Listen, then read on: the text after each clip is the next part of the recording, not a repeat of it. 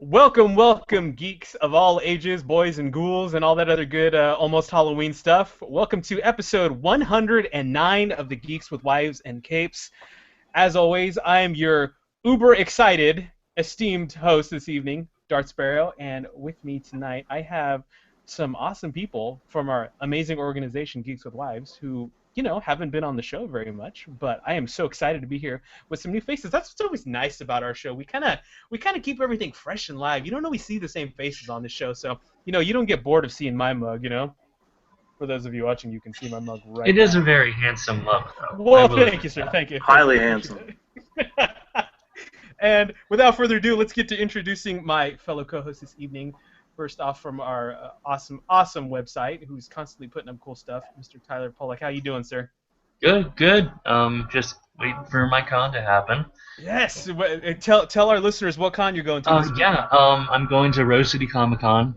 It's the local Portland, Oregon convention. I'll be there pretty much all weekend. So if you see me, stop me and say that you know me from Geeks with Wives. Otherwise, I'll be really concerned about why you stopped me. You're gonna be like, wait, where do I know you from? Who are you? Is it a fairly big con, Tyler, out there? Oh yeah, it's definitely the biggest con I've gone to. Yeah, it's supposed to be massive, and we have a bunch of people. We have Kelly Sue, oh my gosh, Matt Fraction, Rachel Miles explaining the X-Men, just a bunch of people. Most Periscope Studio is going to be here. So yeah, if you like that stuff, come check it out. That's beautiful. What are you most excited about for the con this weekend? Meeting people. Hopefully getting connections with the community here, because I have not done that at all. And yeah. Hey. Yeah, I'm not exactly. I don't really know how to start connections with people. So yeah, I'm hoping this will be a good networking kind of thing. Tyler, lucky for you, I think we're at the spot now where you can just walk around going Geeks with Wives. Geeks with Wives, and somebody go, Geeks with Wives, I know you guys. Yes, I'll just. If all else fails, just Geeks with Wives. Yeah, no, totally. I can get a speaker and just start like loudly talking into the microphone, and I'm sure someone will. Geeks with Wives. You should just cosplay as the website. Just print out one of your articles and wear a red shirt and just pin it to the front. I'd be like, oh yes, I cosplay as Geeks with Wives. That's the comic website. Yes. Coincidentally, I wrote this. So that statement right there is why this very dapper dressed gentleman is on the show this evening. Ladies and gentlemen, CK Stewart, welcome to the show, CK. Hello. Oh no, now I feel like I have to be funny all the time. No, unless you were saying that. You're good. We can right. leave it right there. We're not going to ask questions for more funny. You just let it go. Oh no. Oh god, now I have to try. Everything is too much. It's happened so fast. You're rocking a red bow tie so already, excited. so you're good to go. You've already got a head start on the rest Thank of us. you. Yeah, that's true. One of my very exciting Loot Crate items from the game. I think that came into Fantasy. This one right here? Right, exactly. That's exactly the same bow tie.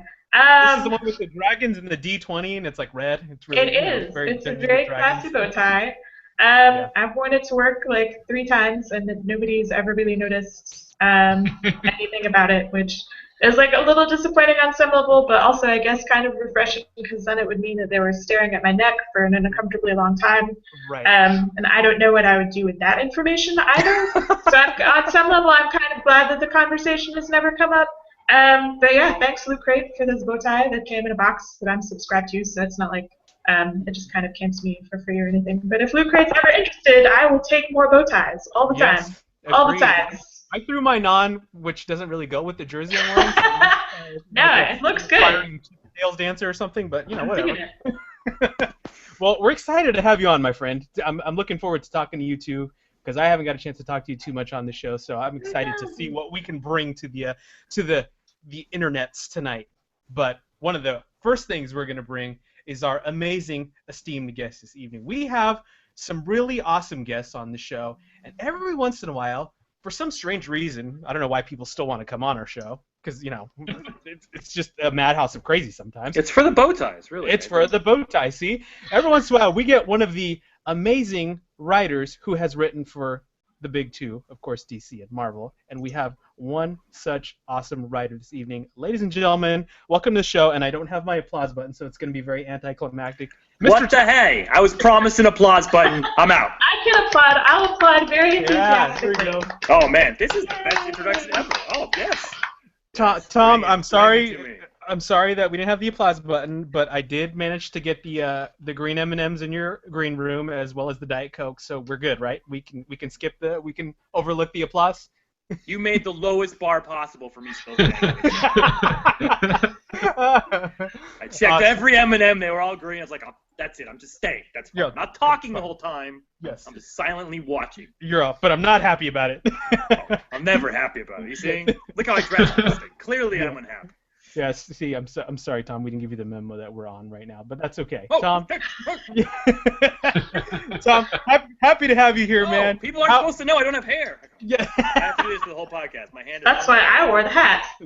See, we should have told you hats are required attire for tonight. This is why you don't go on podcasts where people have wives who take care of them. They do better. See. All right. So Tom, how was your day, Tom? Let's start off with the small stuff. How was your day today, sir? What's new in Tomland? Oh, it was a hard day. Oh, every day is a hard day. I have 7 books coming out in December, like 7 individual books, 2 of which are double-sized, so it's like 9 books. Jeez.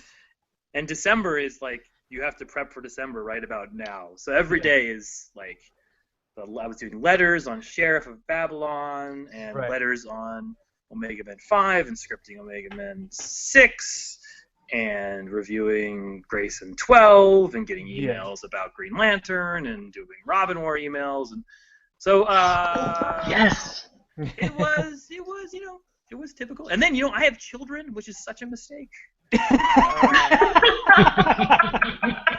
Man, so you just hit it on the head right there, man. Oh my god! I get a phone call in the middle of my dinner where I'm with my family. Again, a mistake. Sure.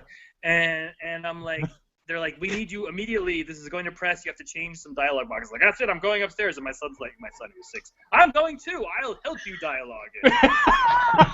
Hey, at least he's enthusiastic and he's ready to help. Right. Yeah, I look to my wife. I'm like, wife, will you take care of these 3 children? And she'll, no, you have to at least take one. Completely drop them off.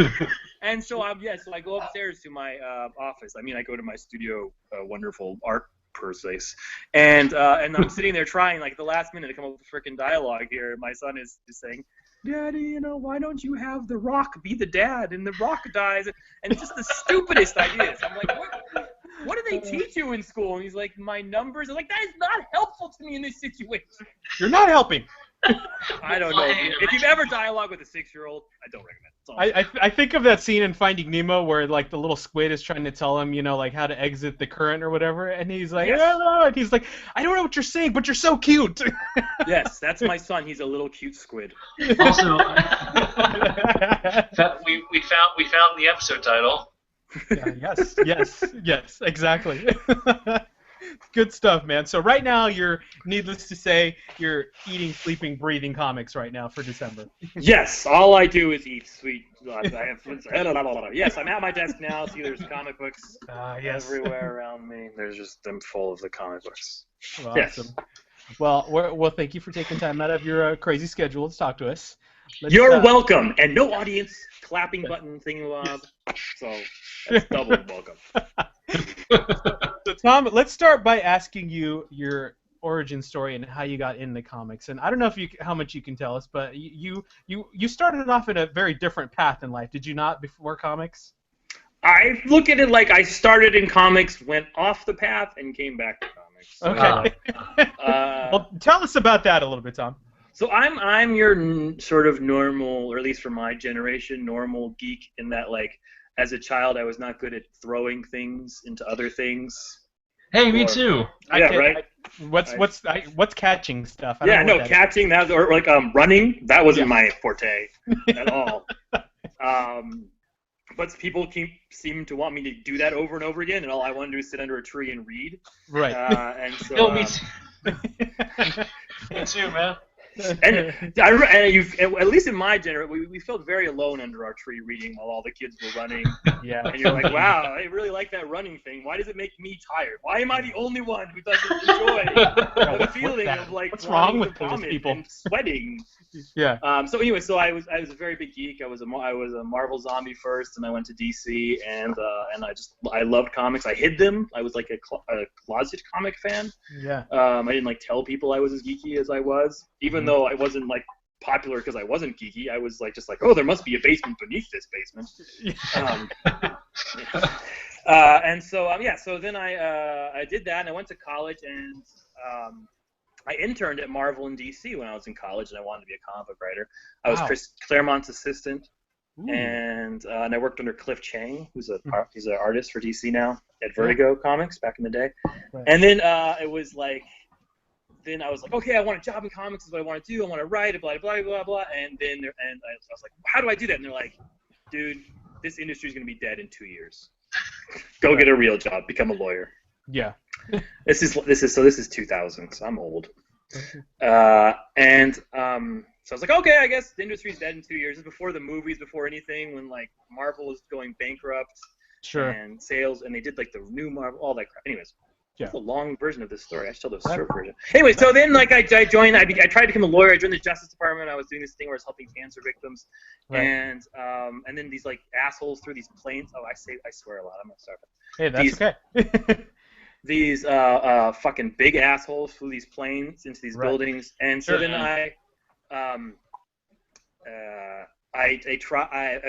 shortly after that, I applied to be in the CIA because I wanted to help and like millions of other people. Right. And shocked. I was very shocked. I was a philosophy major. I was a nerd. Yeah. And they accepted me, and they did some tests, and they made me an operations officer, which is like the guy who recruit spies, and I did counterterrorism work. So I did it over. So you're like Kevin Costner in that last Jack Ryan movie, right? Yeah, totally. Yeah. With the same hairline. That's pretty awesome, man. Yeah. Yeah, that's me. Yeah. So CIA, right? So I did that for a bunch of years, and then I had a wife, and and then I finally had my kid. That same kid who was bothering me earlier. You heard about him. Right. He was stupidly born, and I sort of loved being overseas and really loved working the office stuff. I loved doing the frontline stuff, and so I decided to sort of go back. And I didn't want a real job. I didn't want to be a lawyer, so I wrote a novel at night while I took care of my kids during the day. I was sort of a full-time dad. Yeah. I changed a lot of diapers, do that kind of thing, and that was a much harder job than chasing terrorists. Yeah. And then I wrote a book called A Once Crowded Sky, and Simon Schuster bought it and paid me money for it, which was nice. Yeah. And who is calling me in the middle of the night? Somebody must be dead. Yeah, that's never a good thing. I'm answering this phone right here. This is live theater here. Yes. Ladies and gentlemen, So my wife answered it. Ha ha! Geeks do have wives. Success. It Boom. wouldn't take the kids to answer the phone. Yes, winning. So then I wrote a book. Yeah, and then off of that, eventually I got a short story published by Vertigo, and that got the attention. The Vertigo editor became the editor of Batman, and that got me Grayson. Yeah. And Grayson was a huge success, and that got me Omega Men. Omega Men was a huge critical success. Yeah. And that got me a ton of artwork. Wow, man. So, and then now, that's a long origin story, but that's basically comics, CIA, comics, boom. Comics, CIA, comics. I always think of it sort of. It feels like the CIA is now the weird part of the life, whereas comics used to be like now comics are the normal part of it. Isn't it weird how that table's turned a little bit? It is. It's very weird that I used to do that for a living. It's I have to. I'm reaching out to them now because I'm doing this comic called Sheriff of Babylon, right? Which is about Iraq. Okay. And it's a crime series set in Iraq, and it comes out in December. It's brilliant. You should pre-order 17 copies. Yeah, I'm loving the art on it. The art I've seen from Mitch. Oh my gosh, I can't remember his last name. It's Garage. It's impossible to pronounce. It's okay, Garage. Yes, Garage. Yes. Yeah. Or Garrett's. Don't tell Mitch. He's a nice guy. Yeah. Yeah, I've I followed you. I followed you and Mitch separately, and then you announced you were doing this books, and like I love Mitch's art so much, and I love your writing so much. And yeah, I'm pretty excited for this. Dude, thank you. Yes, I'm excited too. I love Mitch's art too, and to me, he's like one of the best war comic artists of his generation, and I got him on a war book, so I scored. How did you meet Mitch? Well, you're going to Rose Comic Con, right? So yes. My editor of Vertigo is Jamie Rich. He'll be there. Oh yeah, I just followed him today too. Yes, go say he's the nicest guy. He'll be the best dressed guy at the con. So you can always tell him. He wears like a full like 3-piece suit, and say hi for me. And he's I totally will. My brilliant editor and he was editor on Powers with Bendis, and he was like the head of Oni for a while back in the day when Oni was a really big deal when I first like in the mid 2000s. So yeah, he found Mitch. He's like, hey, he suggested a bunch of guys, and as soon as he said Mitch, I was like, yep, that's it, done. Yep, couldn't deal. It was easy. Yeah, excellent. So anyways, because it's about something that's like most of my stuff has nothing to do with my CIA stuff because I can't talk about my CIA stuff. This doesn't have anything to do with actual tradecraft or secrets. Right. But it has to do with sort of overseas things. So yeah, we're running it by the CIA, so it's my first I have to get approved by the CIA. Ooh. Yeah.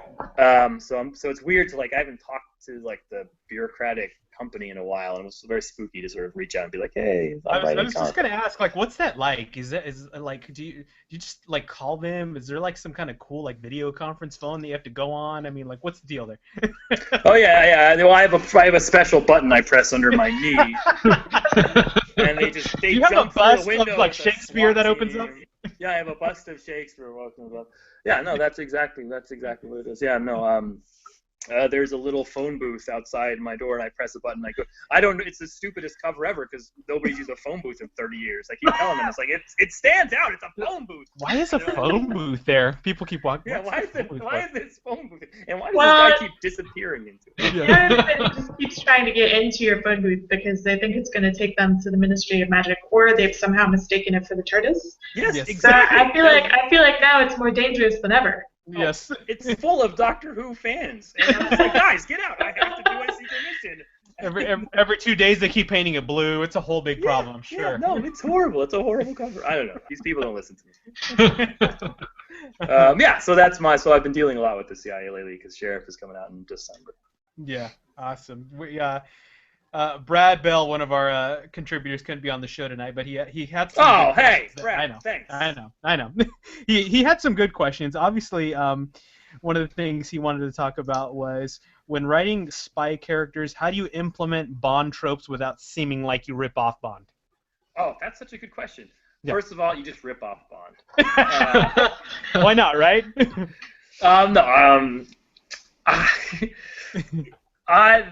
That is I think what you have to do is realize that Bond is ripping off people, and you have to realize that sort of Bond is in a conversation with a lot of other movies of their time, the times before, and you sort of look at what they all have in common and these sort of underlying elements, and then you find your own way, and then you inject Dick Grayson into it. Dick Grayson is a very different character than James Bond. Oh yeah. So once he gets in there, it sort of mixes it up a little bit, but yeah, I think James Bond is almost like it's not necessarily just Bond movies. Like saying a Bond movie is almost saying like a genre, right? It's like thousands of movies are exactly like that, like the Mission Impossible movies and the Jason Bourne movies. The Man of U.N.C.L.E. movie that just came out. That's pretty much a straight up kind of parody thing. Yeah. So it's become a genre in and of itself, the sort of super spy genre. But so you have to, but you can't exactly copy them. You have to steal from them. Right. But no, you have to improvise off there. Yeah. So let's talk a little bit about one of the main topics of our show tonight. Dick. Let's talk about Dick. All right. And of course, talk about Dick, baby. Let's talk about Dick. Let's talk about Dick and his assets. Just you and me. Ooh. So, can I tell you the horribleness of working on a book where Dick is the main character? Tell us that. Do you know how many emails I have to rewrite where I'm like, I just don't think our Dick is in the right place. Oh no, wait, no. no, it's even worse because in the book, Dick Grayson is spying for Batman on an organization. He's like Batman's recruited him to do this, so he's technically a penetration of Spiral. So I'm like, okay, so Dick is penetrating. Yeah. Shit. Oh, Yeah, and then you have that moment where you're like, you know what? I think really in this scene we should pull Dick out. Wait a minute, hold on, never mind. Yes. You're screwed. You are horribly screwed. Yes.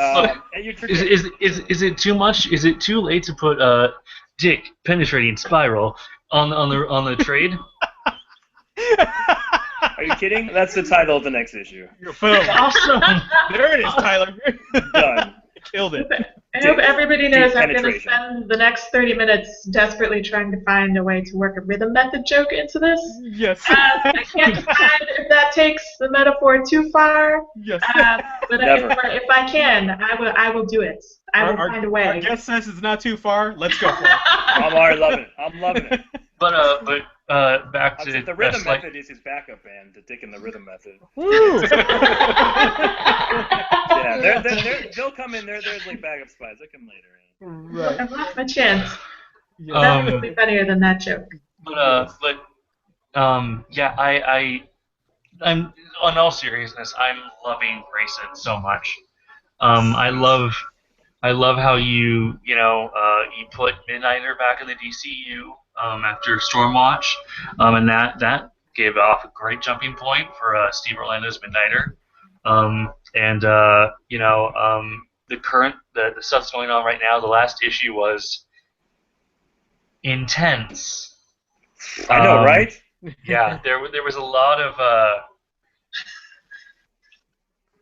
stuff. Yeah, I had a lot of trouble writing that issue.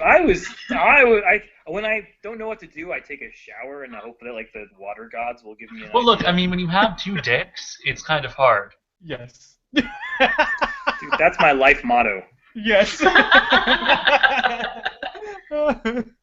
Oh man. Yes, no, it's hard. Oh my God. See, you can't avoid it. For people who don't know, so in our last issue. Grayson, spoilers for the last issue. Sorry. Yeah, he fought a person who was disguised as Dick Grayson, so it was Dick on Dick for this issue. Wow. And it was intense because I was like, what are the worst things someone could say to Dick Grayson? And I had to sort of go through that list because this is a person who sort of knew all of Dick's history and wanted to undermine him and kind of fuck with his head and really like blow him up a little bit. Yeah. So that's why it was a fairly intense issue to say what would you say to Dick Grayson that would upset him? Because he's such a solid guy. He's not a guy who doubts himself. He's not Batman. He doesn't walk around, crying about his parents, and Right. he's not Superman, where he's kind of like too good. He loves his job. He loves doing what he does, and so to penetrate that was a challenge. Yeah. And And also make it interesting. yeah, I mean the whole page where the impersonator was just like and it was talking about like his past kind of lives, like you were Robin, and you were Nightwing, and you were Dick Grayson, and now you're Agent 37. That page, that was brilliant. I loved the layout and everything, and it was so great. Oh, thanks. Yeah, I was trying to. I mean, it's almost a little meta commentary on sort of what Dick Grayson is as a character, and that like he's one of the few characters. And this what makes him cool is that he's transformed over the years. Like very few heroes could survive going from Robin to Nightwing, and very few heroes could survive going from Nightwing to Grayson. Mm-hmm. But the fact that he has that core, but also it comes with a double-sided edge. That everybody kind of thinks that when you change Dick Grayson, you're kind of disrespecting him. Like that it's kind of a way of saying like you don't know who his character is because you keep changing him. Mm-hmm. So I wanted to sort of bring that up on the meta level and sort of put it in the comic book to be like somebody's throwing that in his face. Like, you don't even know who you are. You're just entertainment. You can't even stay a single person. I mean, that's a complaint we get from a lot of fans, and a complaint I think I sometimes have myself. And so I wanted that out in the open to see how he himself can answer that complaint and sort of say, like, no, I know who I am. Even after all these changes, I know who Dick Grayson is. Yeah. This might be getting into some spoiler territory you might not be able to talk about yet, but the preview for the next This is the end of Secret War. It's never the end in Secret Wars. It's There's literally always never. another Secret War. There's always another Secret War. There's It all yeah. leads into the Fantastic Four movie, Oh god. and they're horribly disappointed. Oh, man.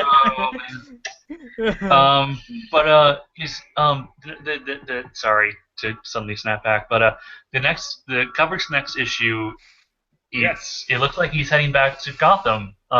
Does this mean that he'll, because there's a solicitation for Robin War. There's a Starfire comic looks like he's going to appear in. Does this mean that he'll be sort of reintegrated into the larger DCU and people will know he's not dead anymore? Yeah, so our original goal from day one was to elevate Dick Grayson to be a top-tier DC superhero, to sort of change it from the big three to the big four. Mm-hmm. He's been around longer than Wonder Woman. He's 75 years old this year. Yeah. And I think, Dick Grayson's one of the few characters my grandma knows, my 91-year-old grandma. Wow. I'm like, do you know who Batman is? Yeah, Batman and Robin. She knows Robin, and when she's thinking Robin, she's thinking Dick Grayson. So, I mean, he has the same cultural, I don't know what the right word is. Prevalence, yeah. And he's in the culture, so we're trying to elevate that character so he can be sort of among those legends. That was from day one. We're like, that's what we want Dick to be the fourth sort of leg of this table. That's a horrible metaphor. Dick is the fourth leg of the table. That table won't stand. And so, I'm a professional writer. That's right, sir. You are. And so I have 7 books in December. Dick Grayson's appearing in 12. So he's appearing in the quarter of the books DC's putting out in December. So Yeah. It's all part of our strategy, and I think it's finally caught on that people are saying oh, okay, we can use this spy character, we can use this Dick Grayson character and tell these huge stories. And he's the star of Batman and Robin Eternal. He's going to be the star of Robin War, which I'm writing. He's going to be in Starfire. He's going to be in Midnighter. He's going to be in a new thing called Titan's Hunt, which is coming out pretty soon. So yeah, I mean, Dick Grayson's everywhere. This is what we wanted to do from day one, and to actually see it executed is crazy. Yeah. You know what's pretty awesome, Tom, is right now you basically just answered what I was going to ask you in the next 4 questions. Sweet. Now we got time to talk about my kids again. Boom. There's 2 more children to complain about. Let me tell you about my daughter. Woo! But I mean, besides that, knowing all those things that you just talked about, I mean, obviously, like you said, taking a character that's been around for so long, I mean, are there any other challenges that you have to deal with when writing this character? You try to keep all that outside of your head, try to not let that influence you too much, or you just kind of go with kind of what you've established and where you and obviously DC feel like you should be taking the character? I think the biggest challenge for me, and this is easy, is I work with a writer called Tim Seeley on this, who's been around comics for 10 years and is like my best friend. Right. And he's a brilliant writer. And if you read my stuff that's not Grayson, I'm kind of this. I like these dark comics. I mean, I like Dark Knight. I like Watchmen. I write Omega Man, which is like this terrorist comic. I'm writing a comic about Iraq, and and so there's a part of me, and there's a story. There's a Dick Grayson story that every writer kind of is tempted to tell, where he's like, I was abused as a child. I wanted to live a normal childhood, and Batman took me, and he made me into this hero, and that messed me up for my whole life. And I mean, I told that story in my novel. That's what One Crowd Star is about. It's about a guy who became a hero at 10, and that messed him up for his whole life. Yeah. But that's not Dick Grayson. He's not that guy. Yeah. And although I want to write an angsty, sad Dick Grayson looking into his belly button story, that is a stupid comic book. Yeah. And I should never write that comic. I wrote it once for issue 9. I wrote a half bit. He was I was doing a Holocaust theme, and wow. It was all very depressing and sad. And I looked at it, I was like, this is shit. I wrote shit on this thing. I called Tim up. I said, Tim, guess what? He's like, well, I wrote shit. And he's like, oh. That's not literally, good. you wrote that on there? Correct? Yeah. Nice. That's great. So, so I mean, I think to me that's and then but Tim Seeley always pulls me out of that, and he has been from day one. He's like, you have to remember that Dick Grayson likes his job, likes being a superhero. That the reason he likes being a superhero is because unlike Batman, Batman was raised overseas. He was raised without parents. He was raised by Alfred. Dick Grayson was raised by Batman, and Batman helped him and helped him guide him through that pain, and he got to the other side of it. He's a character of hope, not a character of pain. And so we have to continue that tradition. And so that's always a little challenging for me, is to keep remembering, like, this is a guy who does good and likes doing good, unlike a lot of superheroes. Right. I think as a new reader, too, that's something that's very appealing to me. I've always been generally a fan of comics, but since it can be a very expensive hobby, it can be, not right? somebody, not right. It's a little pricey. Not somebody who could afford to get invested in something with a legacy and a mythos as expansive as anything like Batman or Gotham adjacent. Remotely related. I'm afraid to touch that because it will cost me too much money to know enough to understand. Right. So to have kind of a new iteration of a character as iconic as Dick Grayson in your book, and a storyline, I'm not remotely involved with anything as intense as CIA counterterrorism, but as someone who comes from a military family and as someone who's like been very involved, like political activism and things like that. It's very passionate about like government and bureaucracy. A spy book that is about a spy from your perspective as somebody who's very familiar with like the activity of counterterrorism as like a functional job, is really appealing to me. And I think seeing Grayson having that job and having it both be about the job and be still adjacent to everything that's related to Gotham and kind of this, obviously very super heroic and sort of supernatural vibe. It feels like a really great gateway drug, basically. Like, it feels like I'm going to see Gotham, and then I'm going to be able to read Grayson, and then I'm going to be able to move into, maybe eventually I will be able to read Scott Snyder's run on Batman, which I know is excellent. Maybe I will be able to move into these other things. So it's such a great book that it's fantastic to read on its own, but also makes you feel like, okay, well now I know what's going on with Grayson, and I feel like I can know what's going on with everybody else too. I think you, and then as a Batgirl fan, Brendan Fletcher and Batstar and Cameron Stewart as well have done a really amazing job with this current crop of Brendan Fletcher, my enemy. I'm sorry.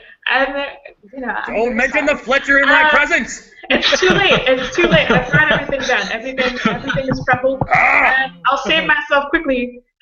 Your book is an excellent gateway drug, and now I want to give DC so much money. Yeah. No, actually, that's a perfect. Because that's exactly how I got into DC. For me, it was Grayson. Grayson was the first DC book I picked up. What? This is the best podcast ever. Does Dan DeVito know about this? Someone should CC him on this stuff. Yes. Take that, Scott Snyder. People coming to my book first. and then I picked up Gotham Academy. Fletcher. And then I picked up Midnighter, and then I picked up Robin. We're striking. And then I picked up okay. I guess Steve's all right. and then I picked up We Are Robin, and I'm waiting for Bermejo. I don't. Have you met Lee Bermejo? He's so goddamn attractive. I hate that guy. So attractive, you just hate him. I have to sit next to him all the time. Yeah, it's like being an SD screen next to an HD screen. Everybody's just dude. Now you know how difference in definition, man. Now you know how people feel when they sit next to Dick Grayson, probably. Yeah. That's true. Yeah, no, I take notes. I'm like, oh, okay, now I see what this feeling is that everyone else in the world. Excellent. It's the Bermejo effect, I call it. But is there anything you can tell us about Robin War coming up before we move on? It's very secret-y, this Robin War. They're making me swear all sorts of secrets because it affects like a lot of the DCU. It turned into this wow. Yeah, it's like a big, huge event. It's the big December crossover, I think. Yeah, because it looks like the Court of Owls is coming back, and I don't know that much about them, but I know that they're like this gigantic group. Yeah, it's a big story. I mean, I think I think it's safe to say, like, I think people don't like. The people always say they don't like crossovers and they don't like events and stuff because it's sort of the event fatigue. And so I think what I'm supposed to say is that it's not that, and it's all. But no, it is that. It is a big crossover event. It is one of these sort of huge things that can change the continuity of a bunch of different characters, where we can take a bunch of risks and get really down to exploring what people are. It's modeled after like the Extinction Agenda and like these old X-Men events, and it's. I think it's safe to say that like Dick Grayson, the Gotham and Dick Grayson and every single Robin will not be the same. They will not be the person coming out that they went in. Wow. And that's going to have effects on the entire DCU as each of those Robins are sort of reaching out to the rest of the world. So it's like almost like a ticking time bomb at the heart of the DCU. Yeah. Wow, that you're definitely selling it. Am I selling it? Sweet. Yeah. So speaking of selling books, Tom, let's talk about the book you're gonna write for the other big company for Marvel. I've heard of him. Yeah, you've heard of him? I've heard of him too. It kind of, I don't know. There's kind of all kinds of Marvel crap plastered behind me, but you know. I started as a Marvel zombie. I'm aware of their company. So obviously, you know, Age of Ultron came out not too long ago, and one of the big, awesome new characters that we just saw in the cinematic universe is Vision. I mean, that was definitely. Vision is my new favorite character that they introduced into that movie.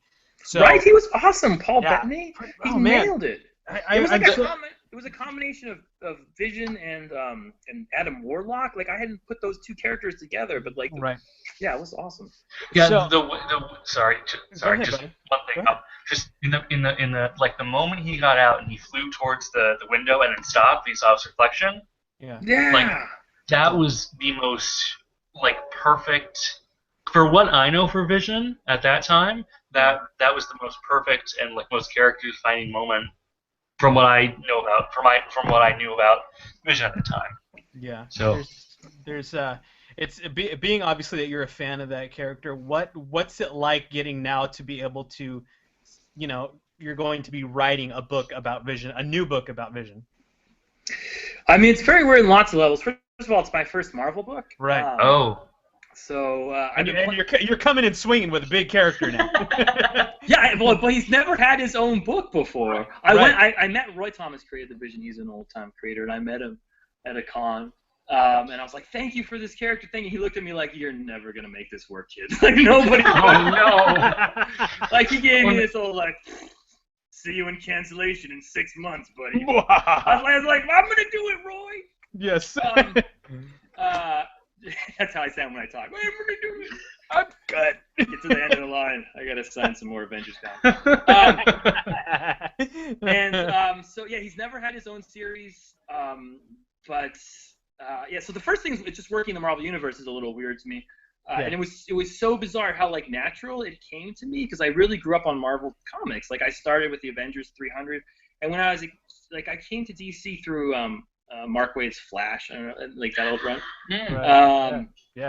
And so but that was like a little later on. There was like a few years ago I was only Marvel. I loved X-Men. When I worked at Marvel, my job was to read every single Marvel script that came in and evaluate them, and to evaluate them for continuity. So like I had to know everything about Marvel continuity back then. Yeah, right. So it was weird just to like see if my brain be like, oh wait, I know where, you know, I know all these backgrounds about where Vision's from and so who his partners are. I didn't have to like Wikipedia anything. I was like, oh, this is so flowing, so easy. That's kind of nice. Yeah, it was like super nice. And it was really cool because like like I said, I'm a huge Mark Waid fan. He's writing the Avengers, which has Vision in it in the new Avengers. And so like they were sending me like his scripts and like his takes on the characters. I was like, I should not be allowed to see this. Oh. Like, do you know who I am? Yeah. And they were like, here's what Waid was saying about the Vision. I was like, this is the coolest thing ever. But I had to play cool because, you know, I'm like professional now. So I'm like, whatever. Yeah. Mark Waid, legendary. Sure. Yeah, excellent, Waid. I write Dick Grayson, man. I gotta handle Dick. And he's like, oh, no, you don't. You write it with Tim Seeley. You have half a hand on Dick. I was like, oh, burn from so it's really been great so far. I pitched something that I thought was extraordinary and interesting and weird, and they loved it, and they're giving me a lot of room and freedom. Right. Yeah, So, I mean, so you're pitching something that obviously is not going to be, really the Vision we just saw on the screen. It's going to be there's something pretty significant that you're doing with Vision in this book, right? Well, I mean there's another big difference in DC and Marvel is DC continuity is, although I always think of DC continuity as going back the full 76 years, at least in my head. In a lot of people's head, DC continuity goes back 5 years to New 52. Yeah.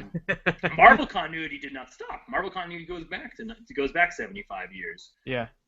So all those when I worked on Dick Grayson, like there was gaps in his life that are like they're New 52 gaps. You can fill those however you want.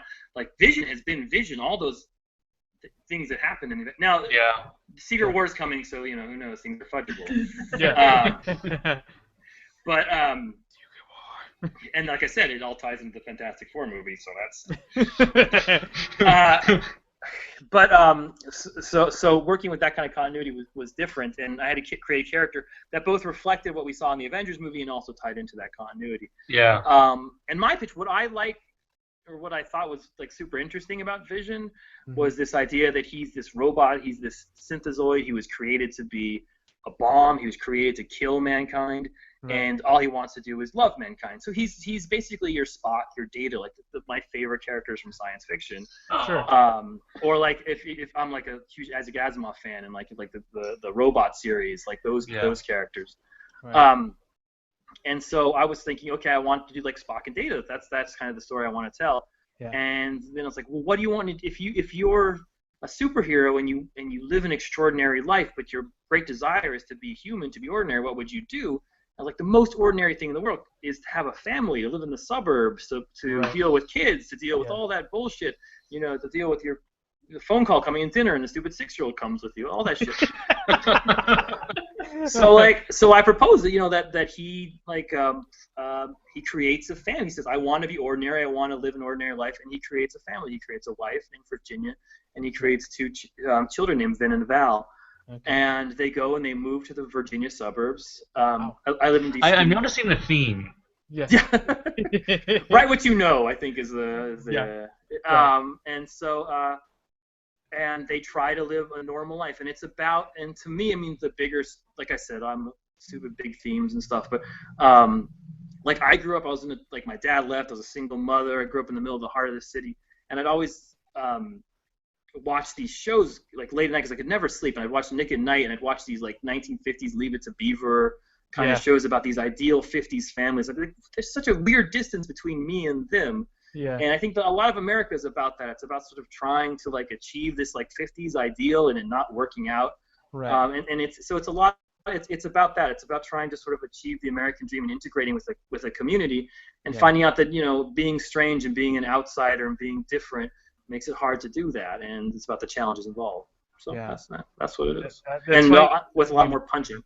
Yeah, it's funny you still Leave It to Beaver because that you obviously have some artwork on your Twitter, and there's that one of I'm guessing as a cover with basically it's like Leave It to Beaver but with Vision. Like basically Leave It to Beaver with Vision. Yeah. There's also that one cover, and I thought it was like it was really it had me intrigued, but also had me a bit creeped out, which was the it was the family like facing through the door. Yeah. And they're all just smiling. Yeah. That freaked out, intrigued but slightly freaked out is exactly the tone of the book. Awesome. I think you absolutely nailed it. And it's hard to talk about because there's a huge twist in the first issue. It's kind of like Why the Last Man, if you read that, but it's there's a big twist, so it's hard for me to talk about without talking about the twist. Yeah. But as soon as it comes out, everyone will throw it on the internet, so you'll know it. And I do remember. I don't know if this has anything to do with the twist, but I do remember I think it might be an interview or something, you said that Vision's other children would be coming, or at least one would. Well, his history plays a role in this. He has such a weird, complicated... That is so true. ...messed up history. And, he's one of these characters who, his continuity, like it's hard to compare to anyone, because, like, he was ripped in half in the time stream at one point, so he actually has 2 separate historical origin stories that are both legitimate. Wow. And he like had this long affair with Wanda, and they had these children that existed but didn't exist, and then existed and didn't exist, and Spirit children. yeah, Tiny, spirit children. Sometimes demonic spirit children. It's a very interesting fast. That's so interesting to you to compare to your pitch for the Vision book, which I think is something that really appeals to me about the Vision because, there's a lot going on with the Maximoffs right now and Wanda and obviously the Vision. So I don't know. It's so fascinating to think about Vision trying to build this sort of normal suburban family in the context of everything that I know about his previous sort of families that he's built. Because to go from being in love or married, that's one of the things that's hanging on the wall 2 rooms away from me. It's the double issue where they're getting married. It's like a double wedding with Wanda and the Vision, and Dormammu shows up to ruin it. Yeah, and Swordman and Mantis, yeah. Right. Right there. This is Marvel. It's stuck in my head. So to go from that to seeing, this new sort, and the way that Tyler describes it gives it kind of a Stepfordy vibe that I feel is very fascinating because you're looking at, is that necessarily the best life versus tiny spirit children that are sometimes demons but maybe not and kind of show up every once in a while. I don't know. I think that's a very interesting concept, and I like the way you talk about sort of dealing with this very involved long-term history. And I'm also, I don't know, I just think he's such a fascinating character for this all-new, all-different team-up that they've got going on. He's such a great fit for what the Marvel Universe, I feel like, is going for right now. That very upright but kind of awkward and out of place. I want to do the right thing, but how? Yes. What is it all of the time? Yeah. So I'm very excited. Mm-hmm. That's what's cool about Marvel. Like DC, what's wonderful about DC is you're playing with these gods and you're playing with these ideal heroes. And in Marvel, you're always playing with how can you make the heroes are you and me. That's the theme. Every panel of page, you have to reverse these heroes are you guys. They live in your world. They live in your cities. They have your president. And they have your present too. They have both things. Yeah. And so you have to constantly think that, and they have to deal with the problems that you're dealing with every day. And I like that about the Marvel Universe. Yeah, it's cool stuff, man. I'm super excited to see that. When does Vision come out? November. It's Awesome. already been solicited. Oh man, I've seen the art. It's so beautiful. I should find. I need to talk about my artists. Okay, I need to go back. Yes. On Dick Grayson, we have Mikkel. Yes, he is great. I love his art. He's I feel like I got Jim Lee in 1992, which is he's insanely talented. Nobody noticed, so they put him on a book with 2 new writers, and we're like, hey, we won't tell anyone. And he's blowing up. He just did that cover for Robin War. He's the main cover artist. And we talked about. He also draws 10 out of 10 butts. Yeah. Oh, he's the definitive Dick Grayson ass. Yes. That's Also, all I used to say. In all honesty, though, he's a fantastic artist. I mean, just the facial expressions and the body language and everything. There was that sequence in issue 4 where it was Grayson going through the woods while the girls from the academy followed him, and just the bright smiles on his face and all that. And, yeah. So smart. Also, that was Tim Seeley. That was his idea to have that sort of magic. Oh yeah. And then Mikkel executed perfectly. Yeah, it was that whole sequence just was so great, and it tied back into the whole Dick Grayson loves his job thing. Yeah. Who's doing the artwork for your Vision book? So his name is Franz Walter. He did the Magneto books. Okay. And first of all, his stuff is beautiful, but he is upping his game to another level. Yeah. He has this kind of quiet, very in-the-box style, which is so perfect for the book. It reminds me very much of a Watchmen vibe. It's a slow build, and then it just breaks out into this amazing, violent coolness. And he's guys, and I'm getting Jordi Belair, who colored my first book, and is nice colorist. Excellent. With Mundo on covers. Dude, Marvel hooked me up with some brilliant artists. I'm super happy with how that book looks.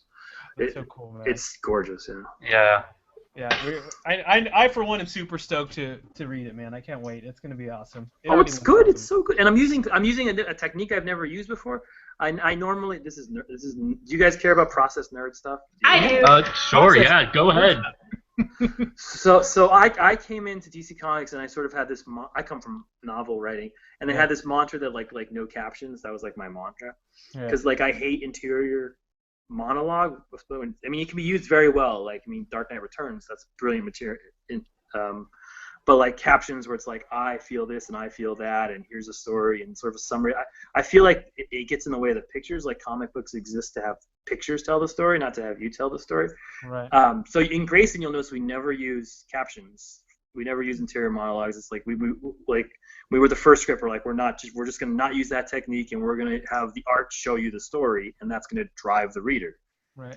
And Omega Man also no captions, and you'll see in Sheriff no captions. So for Vision, for the first time, I'm using captions, and I'm using a third-person voice, which means it's like he said, like a novel would be written, like it's an omniscient voice. Which used to be very prevalent in comics. Like, it was constantly used if you look at the old Stan Lee comics in the 60s, but it kind of fell out. Like, all the captions now are I. They're not he, she. So I'm using this new technique I've never used before, and I really like it. It's a way to sort of control the time in each place and sort of have a narrator and like do a lot of montage sequences. So you sort of feel that when you're reading it, you read multiple scenes and stuff. Right. I spent a lot of time thinking about paneling and stuff. I don't know if you nerds noticed that about me. Yeah. Or my nerdiness is coming out. But yeah, so I'm excited for Vision using it sort of a new technique. I might use that in Robin War 2. I haven't decided yet. Ooh, so nice.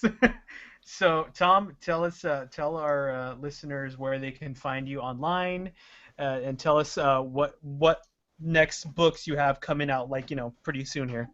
Okay. So I'm on the Twitter. My name is Tom King TK, so my name and my initials, Tom King TK. Yeah. I have the least Twitter followers of any major, not that I'm a major, but of any comic book writer. I want you to follow me because I am a loser in the Twitter business. They're going to follow you now, man. Don't worry. Right? You. I've contributed. We got you. I know. You guys are like 90% of my Twitter followers, which I greatly appreciate. So yeah, Tom, and I'm also on the Facebook. I have a fan page that I should post to more often, which is what the heck is my fan page? Tom King /author, something like that. Okay. Okay. Yeah. Tom. Oh no, it's just facebook.com/Tom King author. Yes. And yeah, and so, but when I post on that, I automatically post to Twitter. I don't have. I'm not good at the self-promoting thing. The social medias and whatnot. The social. I don't like talking about myself in print. Hey, man. Well, so you have Grayson coming out next week. Do you have anything else coming out next week or the week after? Grayson 12 comes out next week. The week after, I have Omega Man 5 comes out after that. And that's a big issue that's about brute and religion and all sorts of things. And it's going to set up, as Omega Man is sort of a truncated series now, so we're setting up the sort of big ending that we're pulling off. And then I think the next thing, I have a Green Lantern crossover with Justice League that should be coming out shortly. I'm doing one. So there's this amazing run on Justice League right now, which is probably my favorite stuff Jeff Johns has written, maybe ever. And he's a brilliant writer. Right. But he's doing this Gods and Men crossover where that has to do with the new gods and this war between Darkseid and the Anti-Monitor. And it's brilliant. So I'm doing a crossover issue with that for the Green Lantern issue. And I got to write Hal Jordan, and it was the most fun character I've ever written. Nice. he's all he is. He's Kirk. He's Kirk from Star Trek. I'm a Star Trek nerd. And I just was like, oh, he's Kirk. Oh, he's the guy who's like, God tells him to surrender, and he's like, no. Wrong. Sorry. So that's all coming out, and then Robin War, and then December's. You'll see too much of me in December. You'll see. But most important, if you're listening to this and you want to do me like the most solid of favors, And I've had people in podcasts say this to me, and I don't think I've ever done it, so I'm not going to blame you. But please go to your store and ask them to buy Sheriff of Babylon from Vertigo Comics. Yes. It's look. This is inside information, but like the TV show people are like super interested in this, and it's going to be this could be your Walking Dead #1. I'm not saying it is, but it very well there'll be people aren't ready for a series like this to come out of Vertigo. So if you wanted to spend if you wanted to help me or you're interested in my writing or interested in fucking good comics, just Sheriff of Babylon. And is it a miniseries or ongoing? I think it's a miniseries, right? It's an 8-issue miniseries, but it's like on the Dark Horse model where we're gonna do it again at the end. Okay, cool. Yes. So go to your comic shop, Sheriff of Babylon, Tom King. Tom, thank you for talking to us, man. You are one of those guests that we just want to talk to forever. Pretty much, yeah. You're awesome. Who don't you want to talk to? I know who it's Fletcher. Fletcher. My mortal enemy. Have you guys seen on Comixology they do like a DC authors and they have like little pictures of all the authors and there's like 6 pictures of Fletcher and none picture of me. Dude, what? On the DC Comixology page, there's like a greatest DC authors. You can click on each of them and they have pictures. And there's like 3 Brendan Fletchers. That guy's paying people at DC. We can see why Fletcher's your nemesis now, Tom. He is. He's my nemesis. We'll fight one day in the streets of Gotham. Robin War crosses over to Gotham Academy, so you can I don't know, maybe do something there that sabotages him. No, yeah, I'm thinking of killing off maps. No. Anything with that. I'm ready. I'm ready to go. Right? I think that character's not very important to us. Don't hurt my small child. Tiny nugget, who I love so much. I'll turn her evil. I'm ready. Throw her in the Joker acid. Oh my God. Joker maps. I'm basically a giant marshmallow, but for maps, Mizuguchi. I'm like, okay, I'll lose. I'll lose a battle in the streets for maps. It's gonna happen. I know. I'm walking. Just. All right, guys. Go ahead, buddy. What were you gonna say? Oh no, I forgot. That's okay. We're since we're getting close to time. I talk too much. Hey, no, you don't. Don't worry. You talk what we needed to talk. Because we just want to talk to you, like I said, man. But let's talk some real quick Weekend Geek stuff. I would say if you could keep it down to 2, just so we don't go over too far, guys. Let's talk about 2 comics you read this week. Tyler, why don't you start us off, man? What do you got for your Weekend Geek? Well, I haven't been able to pick up any new comics, so what I picked up last week was I picked up Virgil, which is one of Tom's nemesis, Steve Orlando's book. Orlando. And it's I wrote a review on it. I thought it's fantastic. It's about a Virgil, this closeted gay cop in Jamaica. He gets outed. He gets beaten up violently. Lots of terrible things happen to him, and then he goes on a quest to retrieve his boyfriend, and it's great, and it's really something I wasn't expecting. What it was is I wasn't expecting this to come out now, maybe a bit late, later in words. Virgil's really good. You should check it out. Island is another comic. It's a Images comic magazine. They put it every month. They just started a few months ago. It's really interesting. It's basically just an anthology. It's there's a bunch of different stories in there. There's Emma Rios. Brendan Graham is the guy who's I think editing and just hosting it all. Emma Rios, Kelly Sue DeConnick wrote a story for it.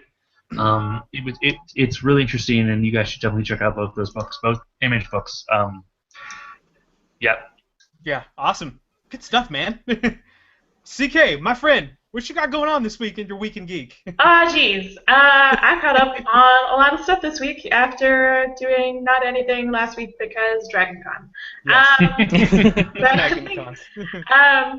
It's an interesting first con experience. Yeah, I bet. I'm so jealous. I've never been. It's I epic. haven't either. No, everybody should go next year. It's fantastic, and I loved it, and it's super amazing. And I didn't offend anybody egregiously, so hopefully I can go back next year. I did not fight anybody in the streets, but this week I read Gem and Never Hologram true. 7, which I love Gem and Hologram so much. It fills me with so many emotions, and it's so good. And I reviewed it for a site that's not Vibes. I'm sorry. But Gem and Holograms is fantastic. Tom, if your little girl is ever interested in picking up some comics, Gem and Holograms. Yes, she loves comics. I literally just wrote that down. If you saw me reach to the side. No, it's fantastic. Yeah, isn't the trade coming out soon, CK, for Gem? There's an annual coming out in 2 weeks. The trade, I think, is coming out in another month or two. Issue number 7 starts a new arc, so it's a good time to pick up the first ones or to pick up this one. I don't know that you have to have read the first 6 to kind of understand where this one's going. But yeah, and if you're interested in other family-friendly titles, that's my genre of choice, so I will tweet many of them. But Gem and the Holograms, and then I also read issue 4 of Prez, another DC title, and I think that this is I think I'm the only person on the planet, and I will admit this, who is not a big fan of Prez, and I don't really know why, but for some reason it never gelled with me. But you are the only one. Right, I don't know what it is, but the premise, as somebody who is involved in politics, was obviously very interesting to me. Teen president. I like presidents. I was once a teen. Was very curious about it. But this week's issue proved me wrong. I think this is the strongest one yet. Touched on some themes that I thought were some of the most interesting things that they've done yet. So I apologize for anything that I apologize for probably like 60 to 75% of anything that I've ever tweeted about Prez. I think that it'll be a very interesting title to pick up and trade. It seems to really be picking up steam now. So yeah, those were what touched me this week. I also read Virgil, but that was hard. So I want to talk about Jen. It's all right. Thanks, CK. Tom, you reading anything good right now? I'm sure you read a lot of good stuff, but yeah, I don't know. I feel like addicted for endorsing my friends' books and stuff. I don't know if no, go for it, man. No, it's what you do when you got friends that write good stuff. Speaking of Orlando, another nemesis of mine. All right, if you guys didn't check out, if you're a Grayson fan and you didn't check out his little Grayson run in 3 and 4 of Midnighter, I loved it. It was fantastic. Yeah. One of the sexiest Dick Grayson scenes. The half-naked fights in the bathhouse. It's already gone down in history. Steve and I, we have a little contest going. We can do the sexier Dick Grayson shot, and he upped his game. So I highly endorse that. Batman 44 also came out. Not that Snyder and Batman need my help, but maybe they do. They do need. But that was a brilliant one shot. Just sort of about it was almost like The Wire takes place in Gotham. It was about like a real crime and a real kid and Batman trying to deal with that situation. And I very much enjoyed it. Awesome, man. What about you, Will? What did I read? Okay, real quick. We'll start with the DC. We'll start with the DC book in honor of our guest tonight. Nerd. Harley Quinn number 20, and I love the cover because it's Harley Quinn in an interesting version of her costume and more like I don't know, I guess we can say a Gwen Stefani inspired baseball uniform kind of thing going on. Harley's involved in so many sports. Yeah, exactly. And this one takes place in Hollywood, or as some of us that are familiar with LA call it Hollyweird. And I mean, yeah, I mean, Harley Quinn is already kind of an off the wall book. It's like one of the most zaniest comic book superhero characters out there. And so I feel like putting her in LA makes total sense. It's just fits right in with the whole genre, the style of writing. She's basically she's sent by somebody to go find someone's daughter who is supposedly being held captive by a cult, and sure. It gets very involved in almost like one of those crazy 70s parties where everybody's just very cool, hanging around by the pool, doing drugs, doing their own kind of thing. And this girl's like, I'm not in any trouble. She's like, where's my money? And it's just some game that she has to worry her mother. She runs off, says, hey mom, captured by a cult, send money, So she's trying to get money, but in the meantime, Harley befriends a gentleman who's dressed like a cowboy, who they just call Cowboy. And it's great because she asks him at one point, why the cowboy outfit? And he's like, well, we're in L.A., and if you're not weird, you don't really fit in. He's like, I'm dressed like this so I kind of stay under the radar. So that was cool. Spoiler alert, the last page, both the comics I read had some really cool art at the very last page, and where we find out that the mom had somebody else supposedly trying to find her daughter, and he's not happy that Harley Quinn took over his contract. So we get to see another a really cool DC villain who we haven't seen in Harley Quinn show up at the end. And I'll give you a hint: he's got a red eye, and it was a really cool shot of him at the very end. So Harley Quinn number 20. One other thing I read this week was Star Wars number 9. Love Star Wars. You guys know how I feel about the Star Wars. I'm all about it right now. So good, right? That's such a really series.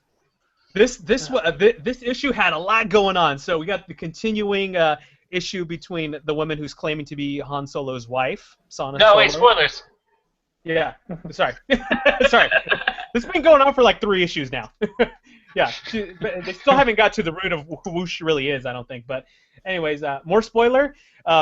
We get to see a hut in here. Okay, so we want to think of like the West Coast like rap scene, you know, and you got Suge Knight, who's like the big like thug that looks like he's on steroids. We see a hut that's like the Suge Knight of the hut clan, right? He's like huge hut. He's got like a necklace made of like lightsaber hilts. Oh my gosh. And not only that, if that's not, scary enough, he looks like he's on steroids, and he's got like those Meccano legs, those like things that look like spiders. So he's nice. A mobile hut. He can like, he's not just chilling on the big throne like most of the other huts. Mobile hut. Yeah, he's a mobile hut. So that was. There's some cool stuff in this issue.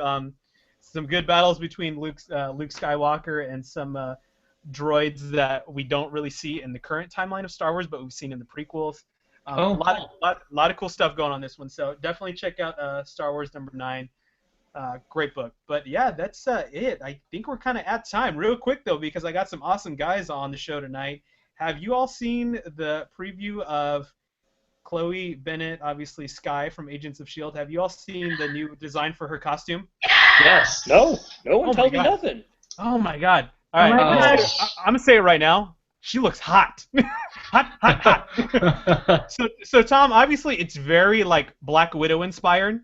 It's definitely got that tight like tactical suit feel to it with the belt with all this stuff on it. That's what I'm wearing right now. Hey, do it!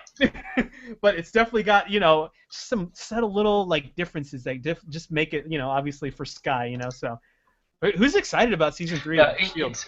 I think that's the one thing that makes me super excited, because I have to admit I'm very behind. I kind of lost touch with season 2, but knowing that she was going to I don't know when it's too late for spoilers for AOS.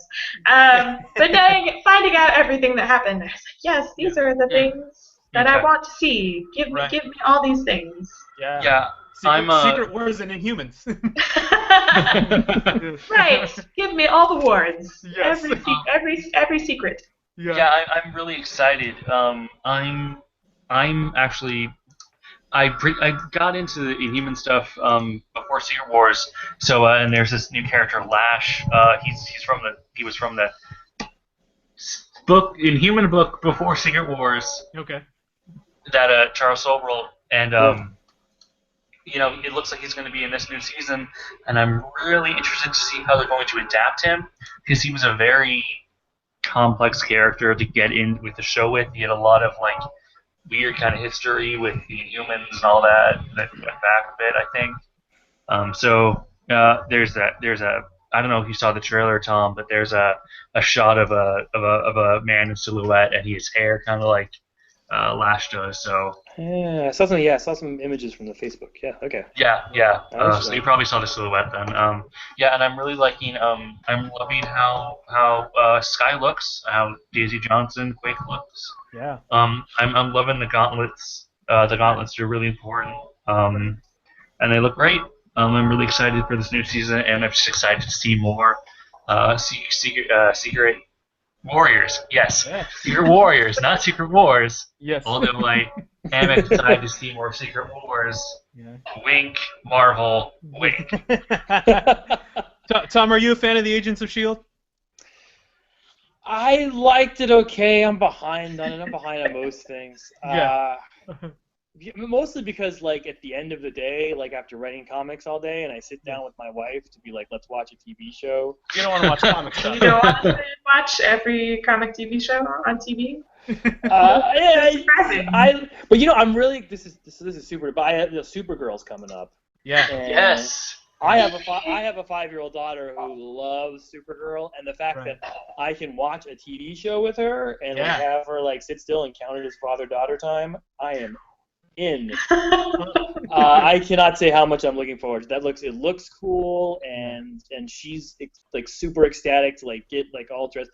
Like I told this to Jeff Johns, and he sent me like a package like just out of nowhere of like stuff for my little girl, like a little like Supergirl outfit for her to put on. Oh my god! Like a little streaky cat toy, and she's like got them all lined up, waiting for the show to start so we can like watch the premiere together. And that's so cool, man. So that's the superhero show I'm most excited about. That's awesome. I think one day your child will truly appreciate that her Supergirl costume was given her by Jeff Johns. So. Damn right you should appreciate it. Awesome. Well, friends, we're going to wrap it up. We'll take a quick minute for all of us to go through our final thought. Tom, final thought? I'll let, in all respect to our awesome guest this evening, just take 60 seconds to either plug whatever you want, say whatever random thought you have for the week, or any of the above. It's your 60 seconds. Go ahead. I've plugged enough of my stuff. Let me just say thank you so much for having me on. Thank you for hosting me on this wonderful show. You guys are a joy to talk to. You're easy to talk to. You're very good interviewers, and I feel blessed to have been asked to be on the show and to have been on it. So I just want to say, just my honest from my heart, thank you. Thank you, Tom. Thank you. I appreciate it. Yeah, it's I love when we have guests who are just conducive to our format and just keep us wanting to talk. You know what I mean? It makes it hard to like cut the show off. You know, I'm like, I just want to keep talking to you. 3-hour show. 3-hour show. Let's do it. But Tom, thank you again from the bottom of our heart. It was awesome having you on. We really appreciate it, man. Thank you. CK, what do you got this week? Oh geez. I don't know how to follow that. That was such a nice thing to say. I guess this week. Sometimes it's wild.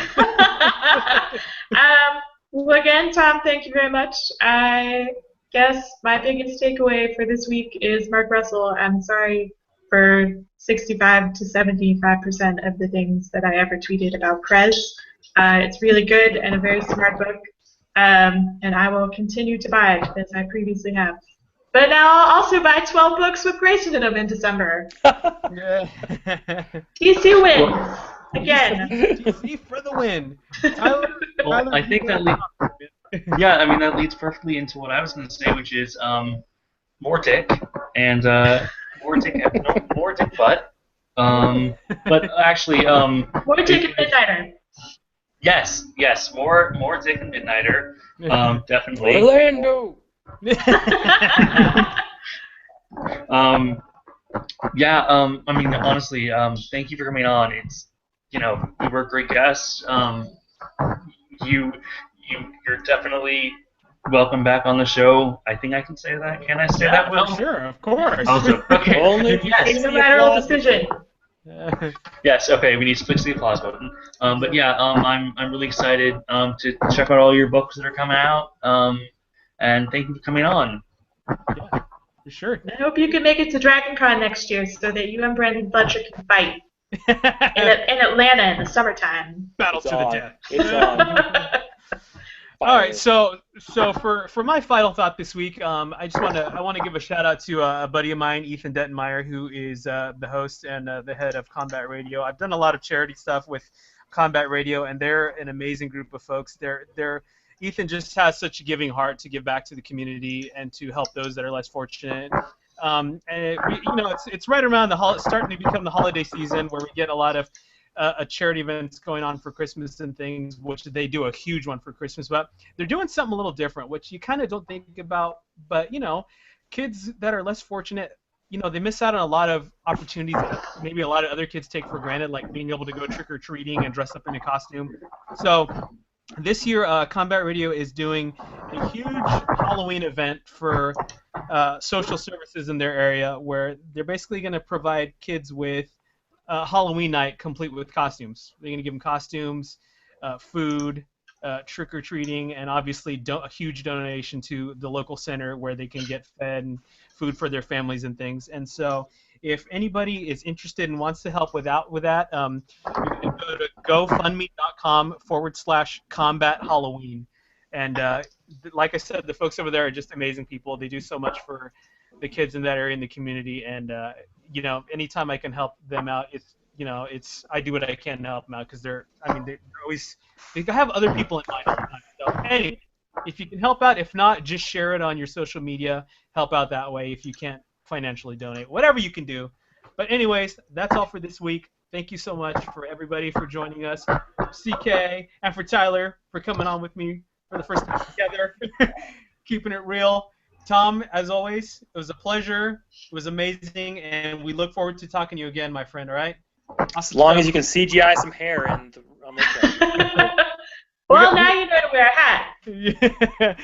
we got people who'll take care of the post-production. Don't worry. Whatever you want. Good. All right. And as always, guys, thank you for listening. Keep checking out our website, geekswithwives.com, for all your latest on comic books, TV, video games, tech, and so much more geeky goodness. Keep checking it out. As always, check us out on Twitter at GWWCapesCrew, and you can find me on Twitter at Darth Sparrow. For myself and for the rest of the gang, thanks again for listening, and as always, I will catch you on the what side? The what side, guys? The geek side. Boom!